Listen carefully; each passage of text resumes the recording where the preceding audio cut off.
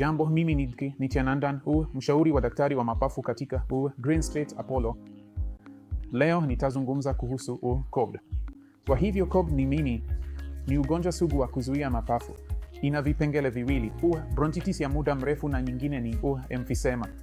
Kwa hivyo kwanza tutaona ni nini kuenea kwa COVID. Kwa hiyo kuenea kwa COVID inakadiriwa kuwa karibu 7% duniani kote.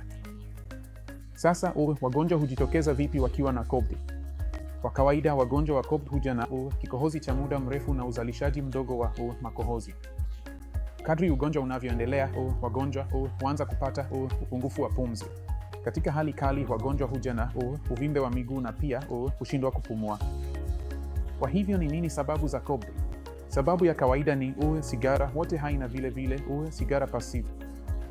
Nyingine hali ambayo inaweza kutabiri mgonjwa kwa COVID ni pamoja na kufichua kazi ndani na vile vile uchafuzi wa nje pamoja na muda mrefu shugu, historia ya ugonjwa wa kupumua pamoja na historia ya ugonjwa wa kifua kikuu pamoja na ugonjwa wa muda mrefu historia ya ugonjwa wa kupumua pamoja na historia ya kupumua. Kwa hivyo tunatambuaje COVID? Kwa hivyo wagonjwa wa COVID kwa kawaida tunagundua kulingana na mtihani wa kazi ya mapafu. Tunaita spirometri na tunahitaji tira ya kifua pia.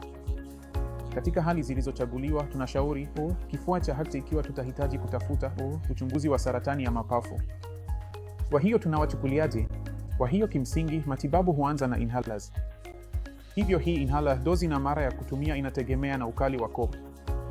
Katika hali za juu, tunahitaji kumpa mgonjwa nebulizer pia, na tutakuwa tukimchunguza mgonjwa kwa matatizo yanayoambatana kama vile kushindwa kwa moyo na hali zinazohusiana na COVID kama vile usingizi wa kukatika pumzi, osteoporosis, msongo wa mawazo, na pia tutahitaji kuangalia kama mgonjwa anafaa kuchunguzwa kwa saratani ya mapafu.